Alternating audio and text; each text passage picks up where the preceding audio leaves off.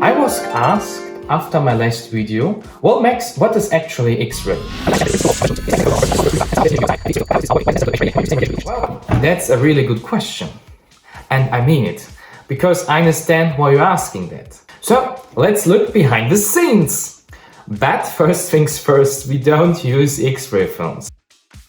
I know, you see it in some medical dramas. Or with Scrubs intro. It's actually backwards. But nowadays we use flat detectors. So you make your X-ray photo and then you get your results. Instead to run in the basement, to develop that image, wait a certain time, and then you got your results, and then you must store it in big warehouses, which takes a lot of place. But more about that later, folks.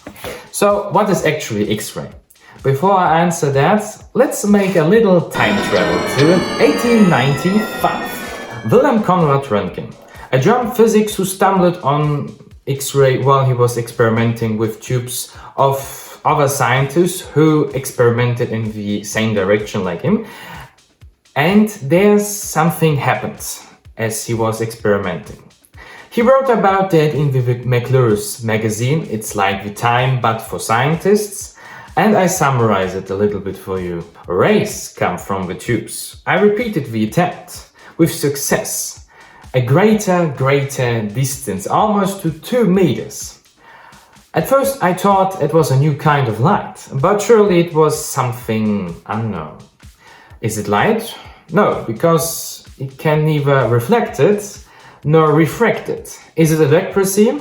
Not in the known form. What is it then? I don't know.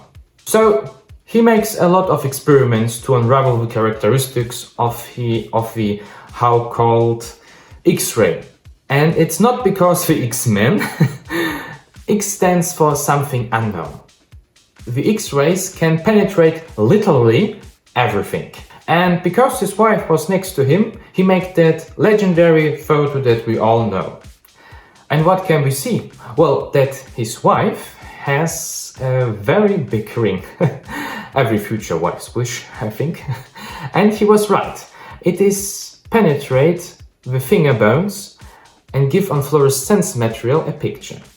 And because to just explain it, it is a little bit complicated, I thought I just drew a graphic and explain it then. Here's everything what Röntgen use. A spark injector, nowadays you would use a plug socket, the vacuum pump who makes sure that there's no oxygen, and of course the X-ray tube. So let's look closer. We have here an oversimplified graphic where you see our spark injector, who is connected over the electric cable to the X-ray tube. You're probably thinking, Max, where is the vacuum pump?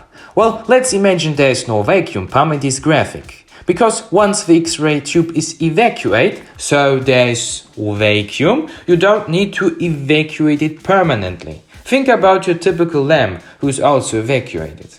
And permanently is our next point. You see in this wonderful graphic something similar to a battery. Because we have here a cathode and the anode. The electrons move permanently from the negative cathode to the positive anode. And then something happened. Our product at the end are some crazy waves. To understand that, I draw a third and fourth graphic. So that's our perspective of an electron that meets the anode. Nothing special, you think, but there's more.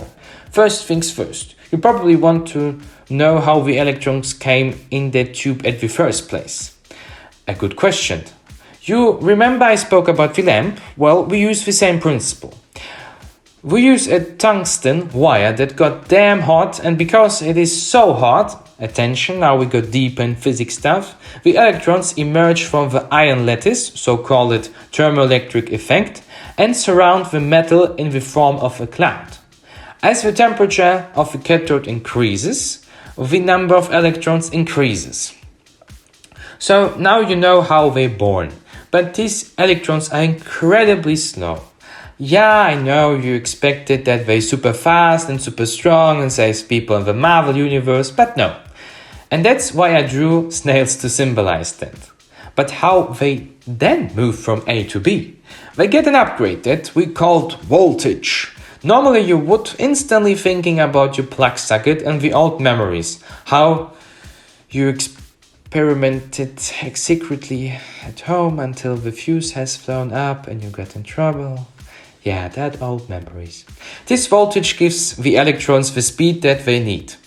And with 200 kV, so that's basically 1000 times more than your average plug socket, the electrons beam to the anode and get stopped. Why, you asking? Because electrons are negative charged, and the positive magnetic charge anode slow them radically down. The stopped electron releases, all or in small steps, their kinetic energy in form of electromagnetic radiation. And that's the secret about the X-ray actually. Actually, there's happening more, but I think that's a topic for another video. I know it's very oversimplified, but it should give you a quick overview how this all works. I hope I see you next time!